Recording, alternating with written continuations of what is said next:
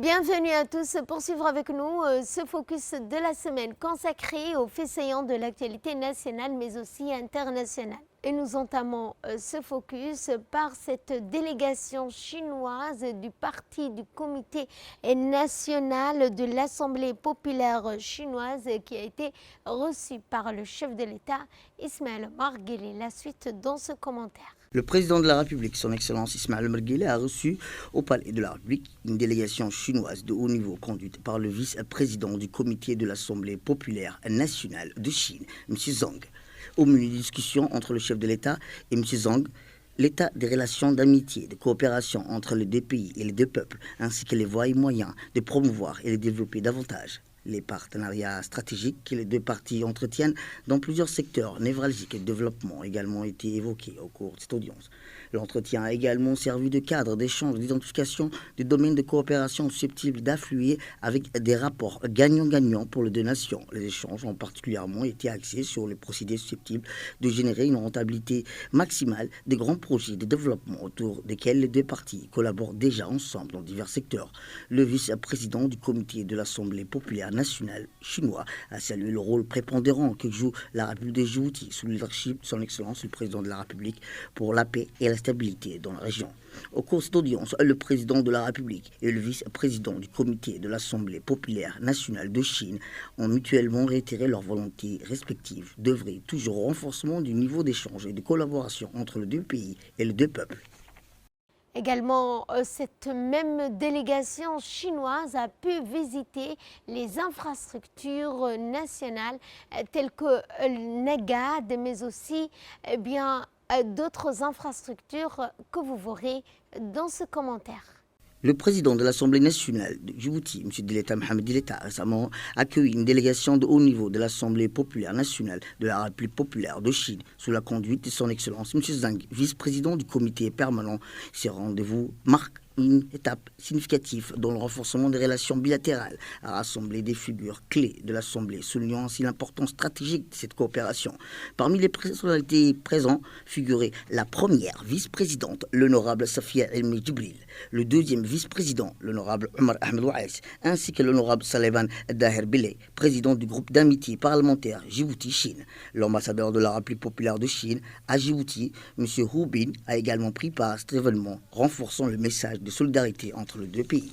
L'entretien inaugural s'est tenu au salon d'honneur de l'aéroport où les salutations protocolaires ont ouvert la voie à des discussions fructueuses. Au cours de cet échange, M. Dileta Mohamed Dileta et M. Zhang ont souligné la richesse et la profondeur des relations historiques entre les deux nations.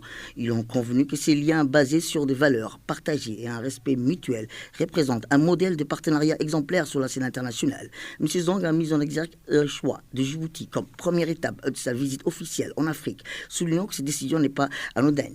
Elle témoigne de l'importance stratégique de Djibouti dans le cadre des relations sino-africaines, tout en illustrant la confiance que la République populaire de Chine place dans son partenariat et partenaire djiboutien. Après cette chaleureuse réception, la délégation s'est dirigée vers la gare de Negad, un élément central du projet de chemin de fer Djibouti-Éthiopie. Ce projet, qui constitue la première ligne ferroviaire standard et électrifiée d'Afrique de l'Est, est le fruit d'une coopération sino-djiboutienne significative et incarne le partenariat stratégique entre les deux pays. Et cette célébration du 50e anniversaire de l'alphabet Afar, un engagement renouvelé envers la diversité linguistique. Explication. C'est dans une ambiance empreinte de solennité et de fierté que le Palais du Peuple a été le théâtre d'une cérémonie mémorable célébrant le 50e anniversaire de la transcription de l'alphabet de la langue Afar sous le patronage du Premier ministre M. Abdelrahman Al Mohamed, organisée par l'association Demis et Rideau. Cette commémoration dépasse le simple hommage. Elle symbolise un engagement revitalisé envers la préservation et la valorisation d'un patrimoine linguistique et culturel, une richesse inestimable pour Djibouti. La transcription officielle de 1974, fruit des efforts d'Ahmed Abdallah Demis et Abdelkader Jamaluddin Rideau, a constitué une étape cruciale dans l'affirmation de l'identité Afar. Cette initiative, bien plus qu'un acte technique, a permis de donner une voix écrite à une culture riche et complexe, tout en renforçant le sentiment d'appartenance de la communauté Afar.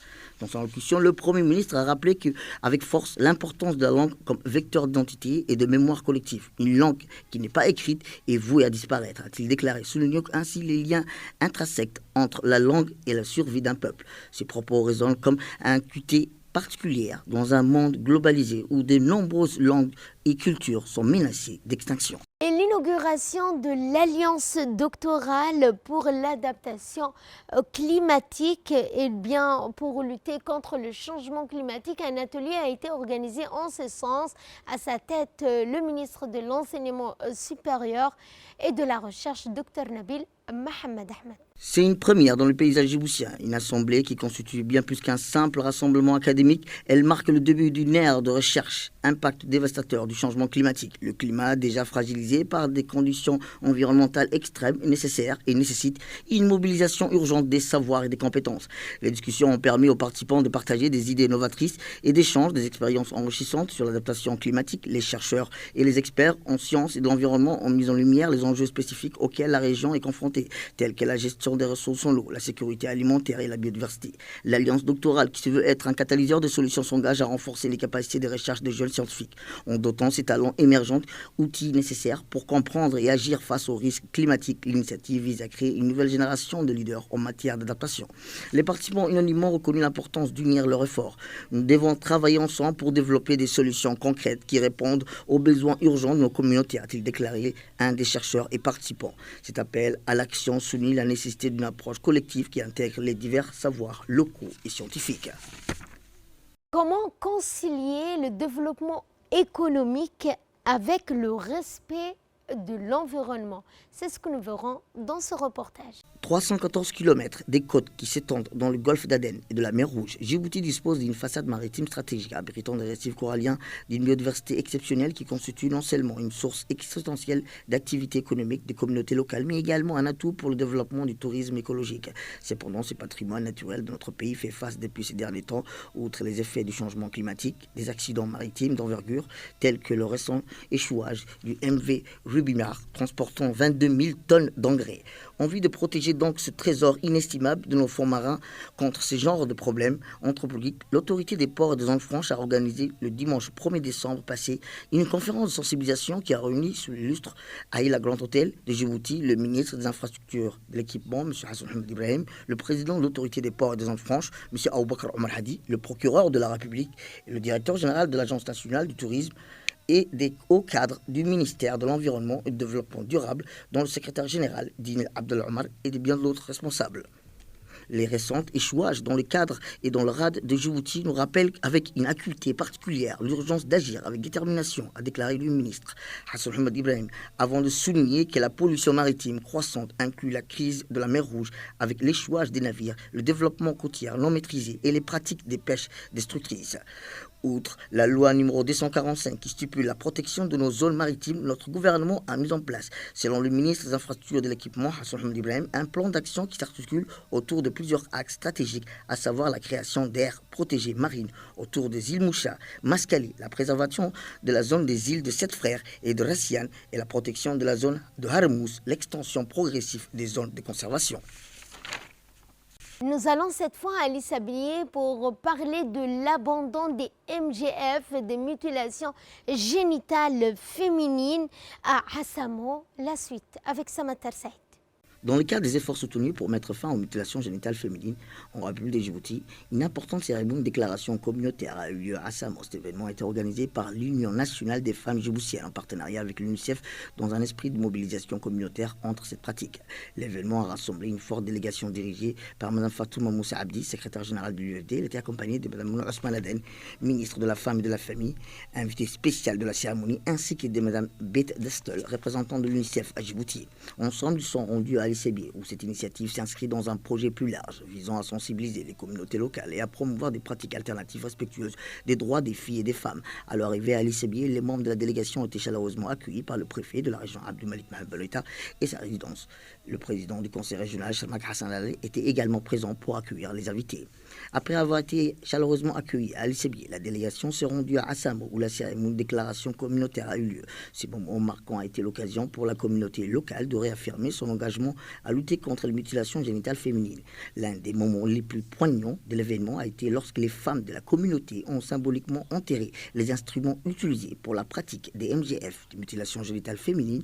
Ce geste fort a été un acte symbolique de rejet définitif de cette pratique néfaste, affirmant ainsi leur détermination à protéger les filles et à abandonner toute forme de violence liée au MGF. Cet acte symbolique a eu lieu devant un large public composé des membres de la communauté ainsi que des personnalités locales influentes.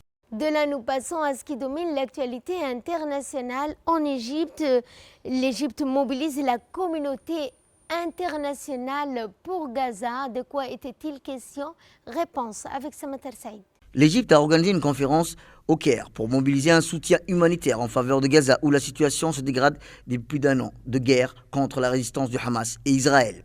L'événement a rassemblé des responsables régionaux et occidentaux de premier plan ainsi que des figures de l'ONU, notamment Amin Haji Mohamed, secrétaire général adjoint des Nations Unies. La situation à Gaza et notamment dans ces zones septentrionales presque totalement isolées depuis 2 mois a été au centre de discussion. Le ministre des Affaires étrangères égyptien Ahmed Ali Atta a rappelé que la question du déplacement forcé des Palestiniens est une ligne rouge pour l'Égypte et la Jordanie.